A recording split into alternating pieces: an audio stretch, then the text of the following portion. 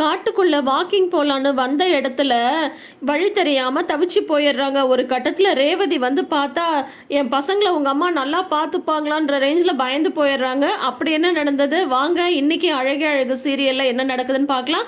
இன்னைக்கு பார்த்தீங்கன்னா தேதி ஏப்ரல் 28 செவ்வாய்க்கிழமை. வெல்கம் டு சீரியல் அரங்கம். இந்த அரங்கம் சீரியலுக்கான அனைத்து செய்திகளையும் உங்களுக்கு வந்து கொடுக்கும். இந்த அரங்கத்துக்குள்ளார நீங்க இப்பதான் முதல் தடவை வரீங்கன்ற மாதிரி இருந்தால் நம்ம சேனலை சப்ஸ்கிரைப் பண்ணிக்கோங்க. நோட்டிஃபிகேஷன் பெல் ஐக்கான்ல ஆல் சிம்பிள் கிளிக் பண்ணிக்கோங்க. அழகே அழகு அழகான கொடைக்கானலுக்கு எல்லாரும் குடும்பமாக வந்து டூர் போயிருக்காங்க. பார்த்தா 3 ஜோடி வந்து போயிருக்கு. பாக்யராஜ், மலர், சுரேஷ், மதி, அதுக்கப்புறம் தங்கராஜ், ரேவதி. இப்போ தங்கராஜ் வந்து ரூமில் நிம்மதியாக தூங்கிட்டு இருந்தவங்களே காலங்காத்தால எழுப்பி வாங்க உங்களுக்கு வந்து அட்வென்ச்சரஸான ஒரு இடத்துக்கு கூட்டிகிட்டு போகிறேன்னு சொல்லிட்டு காட்டுக்குள்ளே எல்லாரையும் கூட்டிகிட்டு வந்துடுறாங்க. ஆனால் பார்த்தா வழி வந்து மாறி வந்துடுறாங்க. எப்படி ரோட்டுக்கு போய் சேர்றதுன்னு சொல்லிட்டு தெரியல. அப்புறம் பார்த்தா மொபைலில் சிக்னலும் இல்லை. இல்லைன்னா ரெசார்ட்டோட அந்த மேப் ஐடியா வச்சு போயிடலாம் அப்படின்னு பார்க்கும்போது யாரோட மொபைல்லையும் சிக்னல் வந்து இல்லை. இப்போ வந்து பார்த்தா சரி நான் இந்த பக்கம் போகிறேன், நீ இந்த பக்கம் போய் பாருங்க அப்படின்னு சொல்லிட்டு பாக்யராஜ், மலர் ஒரு பக்கம் போக, ஒரு பக்கம் பார்த்தா மதியும் சுரேஷும் வந்து போக, சுரேஷ் முன்னாடியே போயிடுறாரு. மதி நானும் போய் பார்க்குறேன் அப்படின்னு சொல்கிறாங்க. வேணான்னு சொல்கிறாங்க பாக்யராஜ். எனக்குலாம் பயம் இல்லை அப்படின்னு சொல்லிட்டு அவங்க வந்து போகிறாங்க. இந்த பக்கம் வந்து வா உன்னை நான் கூட்டிகிட்டு போகிறேன்ட்டு தங்கராஜ் ரேவதியை கூட்டிகிட்டு வந்துடுறாங்க. ஆனால் ரேவதிக்கு ஒரே பயம். ஏங்க உங்கள் அம்மா என் பசங்களெல்லாம் நல்லா பார்த்துப்பாங்களா, எனக்கு என்னமோ திரும்ப வீட்டு போய் சேருவோன்னு சொல்லிட்டு நம்பிக்கையே இல்லை அப்படின்னு ரொம்பவே பயந்து போயிடுறாங்க. ஏண்டி சும்மா புலம்புற, வா வா அப்படின்னு சொல்லிட்டு கூட்டிகிட்டு வந்துடுறாங்க. அதுக்கப்புறம் ஒரு கட்டத்தில் வந்து பார்த்தா இதை கூட வந்து என்ஜாய் பண்ண ஆரம்பிச்சிடுறாங்க மலர். ஏன்னு சொல்லிட்டு பார்த்தா என்ன மலர் இங்கே நீ வந்ததுலேருந்தே ஒரு மார்க்கமாக தான் இருக்குது அப்படின்னு சொல்லிட்டு சொல்கிறாங்க. ஆமாம் சும்மா வீட்லேயே இருந்து கிச்சனையே பார்த்து பார்த்து எனக்கு வந்து அழுத்து போச்சு. இப்போ இந்த இடம் கூட எனக்கு வந்து ரொம்பவே அழகாக இருக்குது. இன்னும் கொஞ்சம் நேரம் இப்படியே நம்ம 2 பேரும் தனியாக காட்டில் நடந்து போகலாமான்னு தோணுது அப்படின்னு மலர் வந்து சொல்லும் போது, அப்போ உனக்கு எங்கள் வீடு பிடிக்கலையா அப்படின்றாங்க. பிடிக்கலன்ற மாதிரிலாம் எதுவுமே கிடையாதுங்க.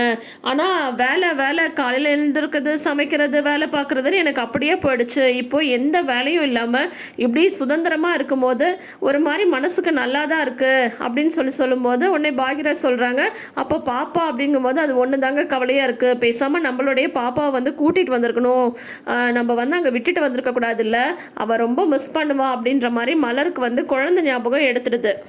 இப்படி இவங்க பேசிட்டே வரும்போது ரோட்டை பார்த்துடுறாங்க. என்னங்க அதுக்குள்ளே ரோடு வந்துடுச்சு அப்படின்றாங்க. சரி மற்றவங்களாம் எங்கே இருக்காங்கன்னு தெரிலன்னு சொல்லும்போது அப்போ தடுமாறிட்டே வராங்க தங்கராஜ், ரேவதி வாய்ஸை கேட்டதுமே பாக்யராஜ் வந்து ரேவதி ரேவதின்னு கூப்பிட, அவங்க அண்ணன் கூப்பிட, ஏண்டி கொஞ்ச நேரத்துக்கு முன்னாடி தானே உங்கள் அண்ணனை பார்த்தா அப்புறம் என்ன வந்து என்னமோ 10 வருஷம் பிரிஞ்சிருந்தவங்க மாதிரி இந்த மாதிரி பண்ணிட்டு அலப்பறை பண்ணிட்டு இருக்கு அப்படின்னதும் சும்மா இருங்க தொலைஞ்சு போய் மறுபடியும் சேர்ந்துருக்கோம்ல அப்படின்னு சொல்லிட்டு ரேவதி வந்து சொல்கிறாங்க. தங்கராஜ்க்கு பயங்கர கடுப்பாக இருக்குது. இந்த சுரேஷ் எங்கே போனால் தெரியலையே அப்படின்னு சொல்லிட்டு அப்போ வந்து பார்த்துட்டு இருக்கும்போது கரெக்டாக சுரேஷும் மதியமே வந்து சேர்ந்துடுறாங்க. சுரேஷ் அப்போ கேட்குறாங்க, உனக்கு பயமே இல்லையா, எதுக்காகவும் நீ பயந்தது கிடையாதுங்கும் போது நான் எதுக்கு பயப்படணும், எனக்கு எதை பற்றியும் பயமே கிடையாது அப்படின்ட்டு தெளிவாக பேசுகிறாங்க மதியோட ஒவ்வொரு விஷயமும் இவங்களுக்கு ஆச்சரியத்தை தான் கொடுக்குது. அப்புறம் ஒரு வழியாக ஒன்று சேர்ந்துடுறாங்க. சரி இப்போ நம்ம அடுத்தது எங்கே போகலாம், ரெசார்ட்டுக்கே போயிடலாம் அப்படின்னு ரேவதி கேட்க, போட்டிங் போகலாம் அப்படின்றாரு பாக்யராஜ். உடனே தங்கராஜும் சரி போகலாம் அப்படின்னு சொல்கிறாங்க. அதுக்கப்புறம் சரி எல்லாரும் போகிற மாதிரி 6 பேர் போகிற போட்டை எடுத்துக்கலாம் அப்படின்னு சொல்லிட்டு சுரேஷ் வந்து சொல்லும் போது தங்கராஜ் சொல்கிறாங்க, ஹனிமூன்னு சொல்லிட்டு வந்துட்டு இன்னி வந்து எங்களோடய வந்து இருப்பியா அப்படிங்கும் போது ரேவதியுமே சொல்கிறாங்க, ஆமாடா பேராகவே போகலாம் அப்படின்னு சொல்கிறாங்க. அப்போ வந்து தங்கராஜ் வந்து ஆமாம் பேராகவே போகலாங்கும் போது ஏங்க நீங்களா சொல்கிறீங்க நிஜமாவா அப்படின்றாங்க. ஏண்டி அமைதியா இரண்டி அப்படின்றாரு தங்கராஜ். ஏன்னு சொல்லிட்டு பார்த்தா அதுக்கப்புறம் போட்டில் உட்காரும் போது ரேவதி கூட செல்ஃபி எல்லாம் எடுத்துக்கிறாரா, பரவாயில்லையே அண்ணனுக்கு கூட வந்து ரொமான்ஸ்லாம் வருதுன்ற மாதிரி மலருக்கு பாக்யராஜுக்குமே ரொம்ப ஆச்சரியமா இருக்கு. போட்டில் ஏறும்போது கூட மதி வந்து கையை வந்து சுரேஷ்க்கு வந்து கொடுக்கறதில்ல, அவங்களாவே ஏறிக்கிறாங்க. உனக்கு போட்டிங் போக கூட பயம் இல்லையா அப்படிங்கும் போது நான் எதுக்கு பயப்படணும், எனக்கு நீச்சல் தெரியும் அப்படின்றாங்க மதி. இன்னும் உனக்கு வேற என்னெல்லாம் தான்மா தெரியும் அப்படின்ற மாதிரி சுரேஷ்க்கு வந்து தோணுது. அதுக்கப்புறம் கப்புள்ஸ் எல்லாருமே ரொம்ப ஹாப்பியாக வந்து போட்டிங் போயிட்டுருக்காங்க. போட்டிங்லேருந்து இறங்கும் போது தான் பார்த்தா ஒருத்தவங்க வந்து அவங்க குழந்தைய கூட்டிகிட்டு வராங்களா, டக்குன்னு மலருக்கு வந்து மைண்டு வந்து அப்படியே பிளாக் ஆகிடுது. ஐயோ குழந்தைய போட்லேயே விட்டுட்டோம், குழந்தைங்கன்னு தேடுறாங்க. உடனே வந்து பார்த்தா இதுக்கு நான் குழந்தைய வந்து கூடயே கூட்டிகிட்டு வந்திருக்கணும் அப்படின்னு சொல்லிட்டு தங்கராஜ் சொல்கிறாங்க. மதி வந்து சுதாரிச்சு நம்ம குழந்தைய கூட்டிகிட்டு வரல அப்படின்னு சொல்லிட்டு சொல்லிடுறாங்க.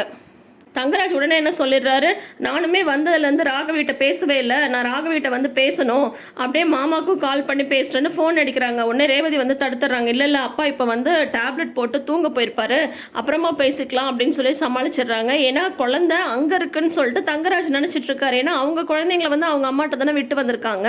அதனால பாக்யராஜ் வந்து குழந்தைய மாமனார் மாமியார் அவங்க அப்பா அம்மாட்ட விட்டு வந்திருக்காங்கன்னு சொல்லிட்டு நினச்சிட்டு இருக்காங்க. ஆனால் குழந்தை வந்து மலரோட அம்மா வீட்டில் இருக்காங்க இல்லையா, அந்த விஷயம் இது வரைக்கும் தங்கராஜுக்கு வந்து தெரியாது. அதனால தங்கராஜ் வந்து ராகவன் கூட பேசாத மாதிரி பார்த்துட்டு இருக்காங்க. சுரேஷுமே வந்து அப்போ ஹெல்ப் பண்ணிடுறாரு. ஏன்னா சுரேஷ்டியுமே வந்து சொல்லியிருக்காங்க இல்லையா பாக்யராஜும் மலரும், அதனால சுரேஷுமே வந்து ஹெல்ப் பண்ணுறாங்க. அடுத்தது வந்து பார்த்தா சரி கன் ஷூட்டிங் போகலான்னு சொல்லிட்டு கன் ஷூட் பண்ணுறாங்க. பார்த்தா ஃபஸ்ட்டு வந்து பெரிய பில்டப் தங்கராஜ் தான் கொடுக்குறாரு. அப்புறம் எப்படியோ ஒரு பலூன் வந்து ஷூட் பண்ணிடுறாங்க. அடுத்தது ரேவதி அப்புறம் பாக்யராஜ் இவங்கெல்லாம் ஷூட் பண்ணுறாங்க. அப்புறம் மலர் வந்து ஷூட் பண்ண ட்ரை பண்ணும்போது அவங்களுக்கு வந்து தெரியல. அப்புறம் சுரேஷ் வந்து ஹெல்ப் பண்ணுறாங்க. இப்படி வச்சு இந்த மாதிரி வந்து இந்த ஆங்கிளில் அந்த குறி வச்சு அந்த பலூனை பாருங்க அப்படின்னு சொல்லிட்டு அவர் வந்து ஹெல்ப் பண்ணுறாங்க. அதனால் இப்போ மலர் வந்து பார்த்தா மனசு வந்து அப்படியே லேஸாகி அந்த ட்ரிப்பை வந்து நல்லா என்ஜாய் பண்ணிகிட்ருக்காங்க. அப்புறம் சுரேஷை வந்து பலூன் ஷூட் பண்ண சொல்லும் போது அவனே போலீஸ்காரன் அதெல்லாம் கலக்குவான். அப்படிங்கும் போது சூப்பராக அவர் வந்து இந்த பலூன் வந்து ஷூட் பண்ணுறாங்க. மதி வந்து அப்படியே ஆச்சரியமாக சுரேஷை வந்து பார்க்குறாங்க.